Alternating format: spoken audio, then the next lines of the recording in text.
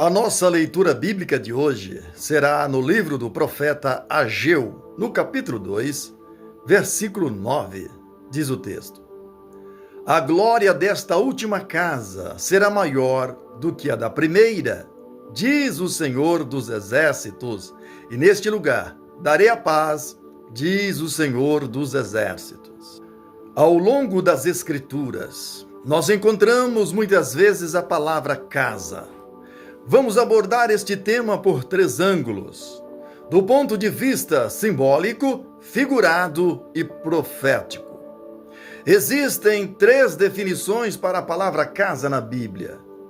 Algumas vezes, a palavra é uma referência ao templo, casa de oração ou casa de Deus. Outras vezes, é uma referência à casa moradia, habitação ou lar, como desejar. Na terceira definição, a palavra é uma referência ao corpo humano, chamado também de tabernáculo ou santuário. Na primeira definição, nós encontramos uma referência bíblica no segundo livro de Crônicas, no capítulo 5, versículo 1. Na segunda definição, nós encontramos no capítulo 7, versículo 11. E na terceira definição, nós encontramos uma referência na primeira carta de Paulo, capítulo 3, versículo 16, e também na segunda carta, capítulo 5 e o versículo 1. O corpo humano na Bíblia é comparado a uma casa, uma habitação. Quando alguém constrói uma casa, é para ser habitada. Ninguém constrói uma casa para deixá-la vazia. Quando uma casa fica vazia por muito tempo, ela corre um grande risco de ser invadida por vândalos ou se tornar morada de insetos, baratas, aranha, ratos e etc. O que eu estou tentando te dizer é que o ser humano foi criado por Deus para ser habitação e morada do Espírito Santo. Às vezes, leva um tempo para o homem perceber que ele é morada do Espírito Santo. Mas o Espírito de Deus não vai invadir esta casa, mas educadamente ele vai bater na porta do seu coração e vai pedir permissão para entrar e fazer morada ali permanentemente. Ao contrário do diabo, que percebendo que uma casa está vazia, ele não vai pedir licença para entrar, mas ele vai invadi-la e ele vai fazer morada ali e vai causar alguns estragos nesta casa. Nós vamos ver a confirmação desta palavra no ensinamento de Jesus, no Evangelho de Lucas, capítulo 11, versículo 24. Ora, havendo o espírito imundo saído do homem, anda por lugares áridos, buscando repouso, e não encontrando, diz: voltarei para minha casa de onde saí. E chegando, acha varrida e adornada, e vai. E leva consigo outros 7 espíritos piores do que ele, e entrando, habitam ali. E o último estado deste homem vem a ser pior do que o primeiro.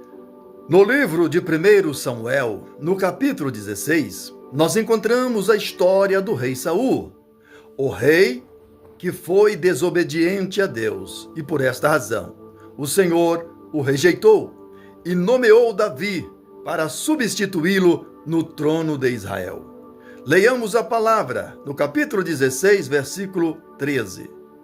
Então Samuel tomou o vaso de azeite e o ungiu no meio de seus irmãos, e daquele dia em diante o Espírito do Senhor se apoderou de Davi.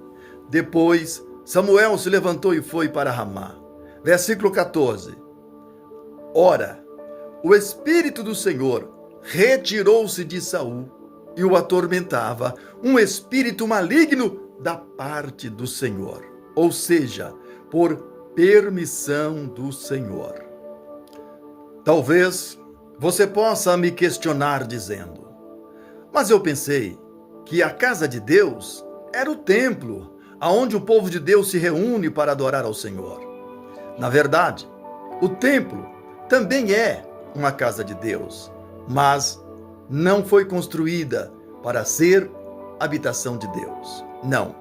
Vejamos no segundo livro de Crônicas, capítulo 7, versículo 11 a seguir. Assim Salomão acabou a casa do Senhor e a casa do rei. Tudo quanto Salomão intentara fazer na casa do Senhor e na sua própria casa, ele realizou com êxito. E o Senhor apareceu de noite a Salomão. Ele disse: Eu ouvi a tua oração e escolhi para mim este lugar para a casa de sacrifício. Veja que Deus escolheu aquele lugar, não para habitar, mas aquele lugar foi escolhido por Deus para a casa de sacrifício ou casa de adoração. Aí Deus, ele continua falando. Vamos ver aqui no versículo 15 e 16. Agora estarão abertos os meus olhos e atentos os meus ouvidos à oração que se fizer deste lugar. Pois agora escolhi e consagrei esta casa, para que nela esteja o meu nome para sempre. Veja bem, não é Deus que vai habitar, mas o nome do Senhor vai ser glorificado nela. E nela estarão fixos os meus olhos e o meu coração perpetuamente. Observe bem. Deus ouviu a oração de Salomão e disse para Salomão que os seus olhos estariam fixos naquela casa e que os seus ouvidos estariam atentos à oração daquele lugar. Então veja bem, amados, que aquela casa, ela foi construída para ser uma casa de sacrifício. E o interessante, amados, que para Deus, o ofertante é mais valioso que a oferta. Salomão, quando ele inaugurou aquele templo, ele ofereceu em holocausto 22 mil bois e 120 mil ovelhas. Quando Salomão, ele oferece o sacrifício, que ele apresenta ali as ofertas, a Bíblia diz que após a oração desceu fogo do céu e consumiu todo o holocausto, e a glória do Senhor encheu a casa, a ponto de os sacerdotes não conseguir permanecer de pé. Caíram de tanto poder. Amados, veja bem, Deus, ele está mais preocupado com a atitude do ofertante do que com a própria oferta. Veja que não é a oferta que vai chamar a atenção de Deus, mas a atitude do ofertante. Deus não está olhando para a oferta. Deus está olhando para o coração do ofertante. Deus está olhando para a sinceridade do ofertante. E a glória do Senhor, ela vai descer, não é por causa da oferta, mas a glória do Senhor, ela vai descer por causa do ofertante. Vejamos o que Deus vai falar aqui por intermédio do profeta Miqueias. Com que me apresentarei diante do Senhor e me prostrarei perante o Deus excelso? Apresentar-me-ei diante dele com holocausto, com bezerros de um ano? Agradar-se-á o Senhor de milhares de carneiros ou de miríades de ribeiros de azeite? Darei o meu primogênito pela minha transgressão, o fruto das minhas entranhas pelo pecado da minha alma? Ele te declarou, ó homem, o que é bom e o que é que o Senhor pede de ti, senão que pratiques a justiça, que ames a benevolência e que andes humildemente com o Senhor teu Deus. Meus amados, Deus está olhando para uma alma contrita e um coração aquebrantado. Leiamos Isaías 57, versículo 15. Porque assim diz o alto e o excelso, que habita na eternidade, cujo nome é santo. Num alto e santo lugar habito, e também com o contrito e humilde de espírito, para vivificar o espírito dos humildes e para vivificar o coração dos contritos. Talvez você possa me questionar dizendo: então por que Salomão ofereceu todos aqueles animais em holocausto? Salomão fez errado? Não, Salomão não fez errado. É bom lembrar que Salomão estava vivendo na antiga aliança. E todos os sacrifícios da antiga aliança apontava para uma nova aliança, apontava para a dispensação da graça que viria a ser revelado na pessoa de Jesus Cristo, o Cordeiro de Deus que foi morto para remir os pecados do homem.